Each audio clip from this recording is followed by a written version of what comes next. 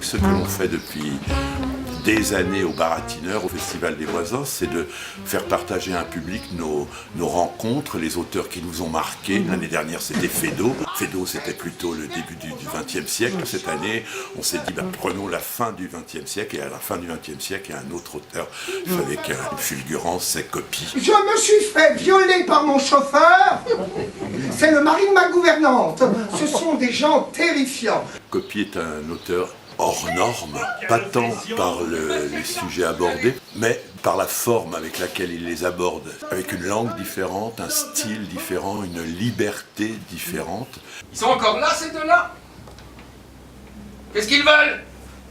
Je ne meurs pas assez vite? Vous n'avez qu'à me tuer, ne vous gênez pas! Putain, ne dis pas des choses pareilles! Toi, ton coffre-fort en Suisse, tu l'auras dans le cul! Notre nouvelle robe de chambre est arrivée. Je n'ai pas commandé cette horreur. C'est un cadeau de votre belle-sœur. Ma belle-sœur ferait tout pour gâcher mon anniversaire. Ma mère m'a envoyé un frigo pour mon anniversaire. C'est une plaisanterie stupide. Quelle charmante idée d'avoir pensé à l'anniversaire de mon sida. Je n'ai pas 50 ans, maman. Mais tu en fais le double. C'est un auteur de la transgression qui allait très loin avec le langage, avec les sujets qu'il abordait. Il allait plus loin que les autres. Vous ne voyez pas qu'elle est malade? Ce n'est pas sa faute! Taisez-vous, idiote. Mais je suis sa mère, non? Taisez-vous. Sale cochon! De merde! De putain! De couillon! De bordel! De lâche! Donc on a choisi Eva Perón, qui raconte la dernière journée de Eva Perón, la femme du dictateur Perón en Argentine. Si j'étais encore là, j'aurais fait un discours sur le grand balcon. Quel dommage! Ça aurait été énorme. Mon plus beau discours. Quelle fête j'ai raté. Merde! Ils seraient tous ressortis, ils auraient tous été là. Par des grappes de milliers à m'acclamer comme des fous. Je leur aurais donné la retraite à 50 ans et l'avortement gratuit. Je leur aurais tout donné. Tout! Quel dommage, merde! Je croyais que je serais morte il y a une semaine. Nous ne pouvons pas tout avoir, ô marraine. Hélas, je suis aveugle. Comment vous est-il arrivé ce grand malheur? La tradition inca veut qu'une reine soit aveugle. Pas forcément. Après, on a fait la pyramide. Ouais. Alors là, on est dans l'univers, il me semble, de la bande dessinée aussi. C'est une espèce de mélange de tout. Les Espagnols vous ont tout volé. Pour construire l'Argentine, il ne nous reste que cette pyramide. Une espèce d'histoire de l'Amérique latine qui revient comme ça par pans. Nous sommes en procès parce qu'ils veulent manger notre pyramide. Vous avez un bon avocat? Le jésuite. Surtout, ne vous faites pas avoir. Puis un mélange de ces personnages qui ont fait dans notre imaginaire collectif la conquête de l'Amérique du Sud, c'est-à-dire les jésuites, les militaires, l'Amérique, on voulait tout voler. Au départ, c'était l'or des Incas, à la fin, c'était le pétrole. La vie, ça se mange. Comme le reste d'ailleurs. Ma mère est une femme excentrique et insupportable. Elle m'a offert un réfrigérateur pour mon anniversaire. Il trône là, au milieu de mon salon. Après, le frigo, c'est un peu une pièce sur la solitude absolue à travers un problème d'identité. J'ai passé une semaine terrifiante, doctoresse. Je n'ai même pas eu le temps d'écrire mes mémoires. Qu'est-ce que j'ai fait? Je n'ai rien fait. J'ai traîné dans les boîtes jusqu'au petit matin et à chaque fois je suis rentré ivre-mort, défoncé jusqu'à la moelle, couvert de coups de martinet. Des turbines jusqu'aux chaussettes, mais seul, toujours seul, doctoresse. Moi, c'était le premier choc quand j'ai vu Copy, c'était cette pièce-là. La première fois, Copy jouait, il joue une pièce pour un seul comédien qui joue 6 personnages. La petite patronne s'est évanouie. La ménopause. On ne sait pas si ce personnage qui est un travesti est mort ou ce sont les derniers instants de sa vie, si c'est son fantôme qui réapparaît. Elle entre habillée en fantôme.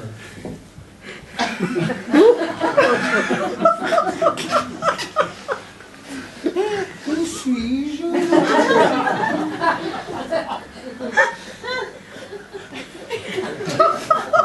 C'est chez moi ici.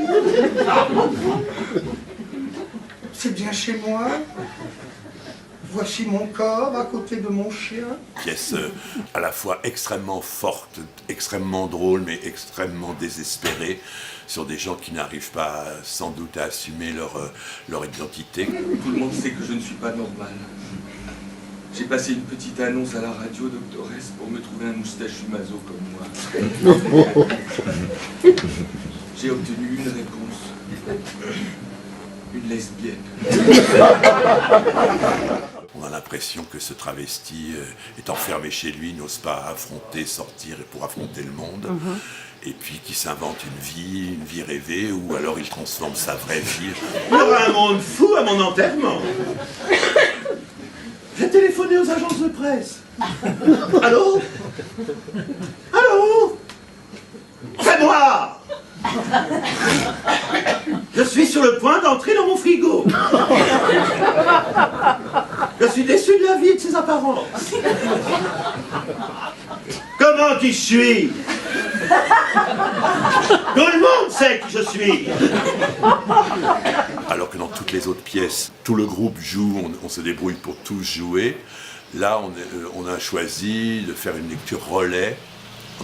Laurent Auger, Philippe Bussière et moi-même, un comédien sur le plateau à chaque fois. Ciel, ma psychiatre! J'arrive, doctoresse Freud! Qu'est-ce que je vais mettre pour recevoir ma psychiatre? Et La visite inopportune, c'est la dernière pièce de copie. C'est là qu'on voit la grande force de cet auteur qui meurt, qui est en train de mourir du sida à Paris. Dans sa chambre d'hôtel, il y a tout Paris qui défile. Votre ami arrive tôt ce matin. Quel ami? Hubert? Oh non, dites-lui que je suis mourant, qu'il revienne un autre jour. Si je lui dis ça, il va rester à attendre votre mort. Dites-lui que je suis déjà mort. Je viens de partir pour la morgue.